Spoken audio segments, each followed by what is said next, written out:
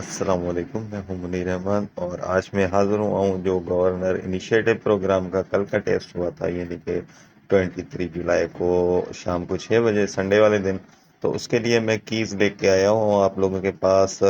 लेकिन इसे सॉल्व करने से पहले एक सब लोगों को रिक्वेस्ट है जो अभी ज्वाइन हो रहे हैं उनसे कि मेरे चैनल को सब्सक्राइब करें, और हर किस्म के टेस्ट के मवाद के लिए आप लोग को यहाँ पे चीज़ें मिलेंगी मैथमेटिक्स से रिलेटेड। तो आए बिस्मिल्लाह करते हैं, स्टार्ट करते हैं पेपर को। सबसे पहले क्वेश्चन हमारे पास लिखा हुआ है, कहा है कि if A is equal to the sum of B and C which of the following is equal to the difference of B and C. यानी कि अब देखें, जो ए है वो बराबर है बी प्लस सी के। तो ये कह रहा है कि बी एंड सी का डिफरेंस यानी कि बी माइनस सी क्या होगा। तो बी माइनस सी यहाँ पे ऑप्शन नंबर डी के अंदर लिखा हुआ है। वैसे तो चार ऑप्शन है, तो वो D option A minus two C के इक्वल होगा, और ये आप लोगों का ऑप्शन जो है वो करेक्ट होगा। ठीक है जी। अब देखें, इसके लिए ये जो मैथमेटिक्स के सारे सवाल हैं इसके मैंने जो है वीडियोस बनाई हुई हैं, सॉल्यूशन इसका कंप्लीट मेरी प्लेलिस्ट बनी हुई है गवर्नर इनिशिएटिव प्रोग्राम की, वहाँ पे जाके देख सकते हैं, सब आप लोगों को मिल जाएंगे इंशाल्लाह। तो यहाँ पे मतलब कंप्लीट सॉल्यूशन वहाँ पे मौजूद है, यहाँ पे सिर्फ और सिर्फ कीज आप लोगों को बतानी है। तो आगे चलते हैं। दूसरा सवाल हमारे पास लिखा हुआ है, dash break up rock slowly wearing it away over millions of years. ठीक है जी। आपके पास यहाँ पे लिखा हुआ है कि ये चीज़ जो है कब होगी, डैश होगा। तो हमेशा याद रखिएगा, ice wind and running water जो होती हैं वो इसको ब्रेकअप रॉक को कर देती हैं, यानी कि पत्थर को भी तोड़ देती हैं ये चीज़ें।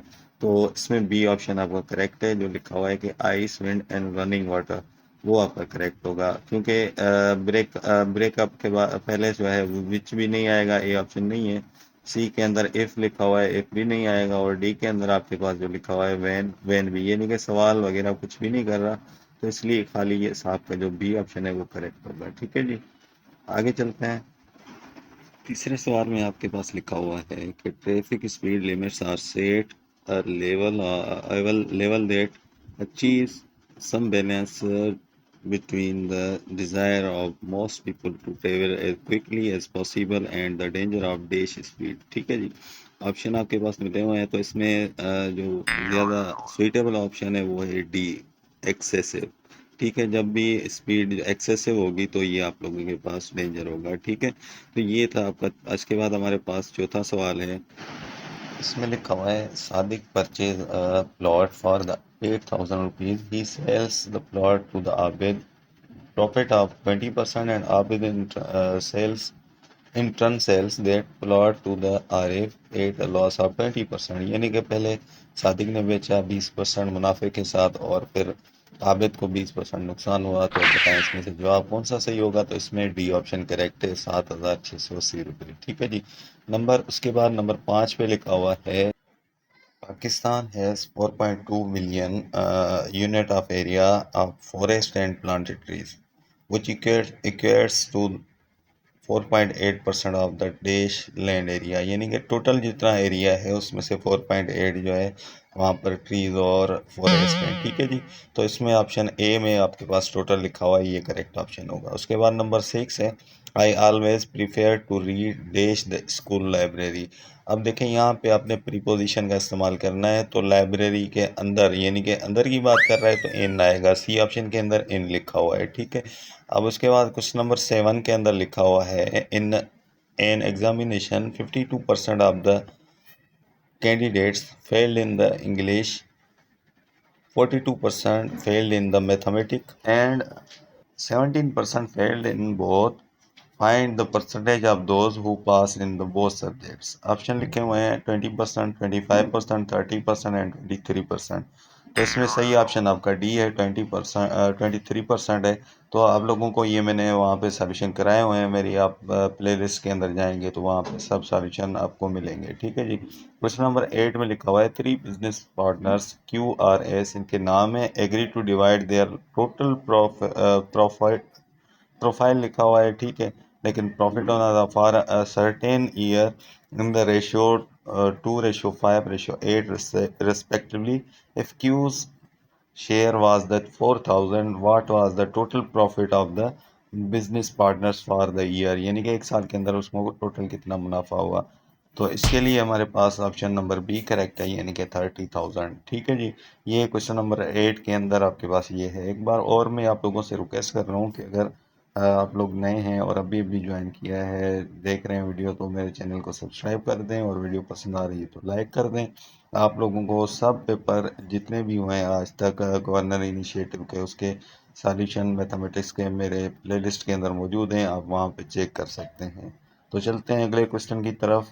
तो इसमें आपके पास 9 नंबर में लिखा हुआ है, in revolutionary development in technology some manufacturers now.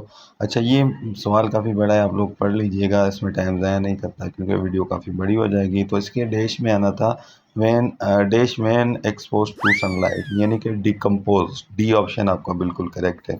Number 10, during the early period of the ocean navigation dot dash आपके पास लिखा हुआ है, एनी नीड ऑफ समथिंग, यानी कि जो भी लिखा हुआ है आप लोगों के पास, लेकिन इसका ऑप्शन जो है वो डी करेक्ट है, देयर वाज हार्डली।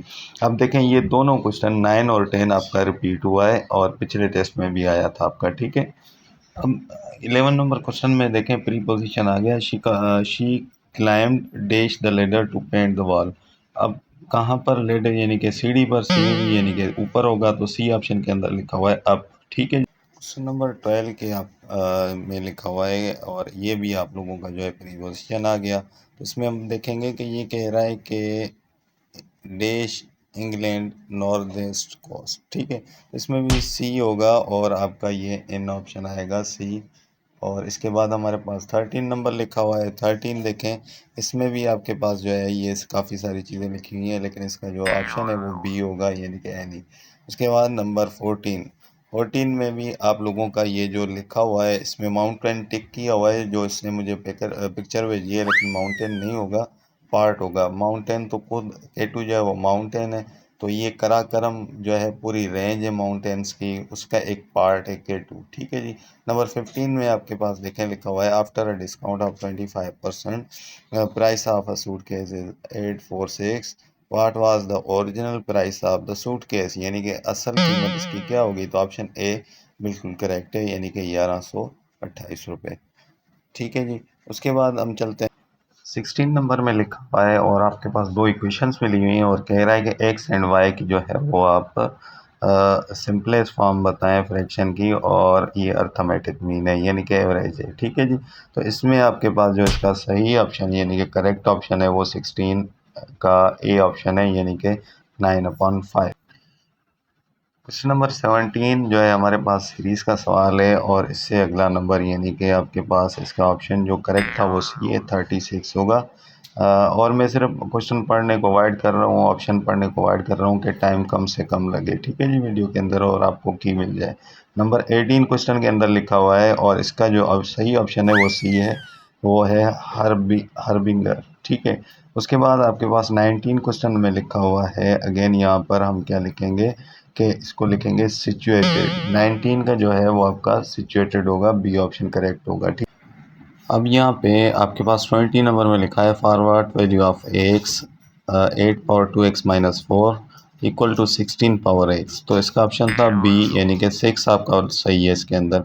नंबर 21 जो है, इसमें भी आप लोगों के पास लिखा हुआ है, और इसका सही ऑप्शन बी है, यानी कि 20 माइल पर आवर के हिसाब से। नंबर 22 जो है, उसमें आपके पास अगेन जो है वो एक इंग्लिश का है सवाल, उसमें लिखा है, उसका सही ऑप्शन होगा अवेलेबल, के गवर्नर हाउस में जो है वो पार्किंग अवेलेबल है। ठीक है जी।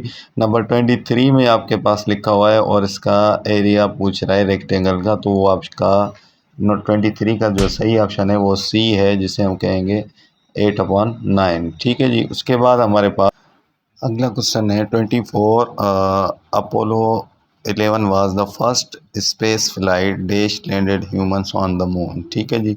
तो वो आप लोगों का यहाँ पे जो सही ऑप्शन होगा वो डेट होगा, बी ऑप्शन में वो करेक्ट होगा। ठीक है। उसके बाद 25 नंबर में लिखा हुआ है कि मोहनजो दड़ो जो आपकी सिविलाइजेशन है सबसे ओल्ड से ओल्ड है, जब तक आपकी जो है डिस्कवरी नहीं हुई थी समथिंग इसे 1995 के अंदर।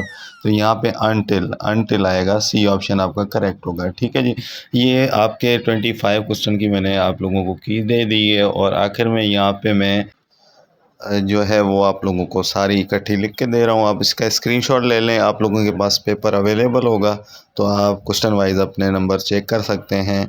और ये सामने आपके की लिखी हुई है, इसका आप स्क्रीनशॉट कर लें ताकि आप लोगों को पता चल जाए कि इसकी की क्या है। ठीक है जी। तो जो नए आने वाले से रिक्वेस्ट है कि ये चैनल को सब्सक्राइब कर दें और वीडियो पसंद आए तो लाइक कर दें। और इंशाल्लाह ताला इस तरीके की मैं आप लोगों के पास और वीडियोस लाता रहूँगा।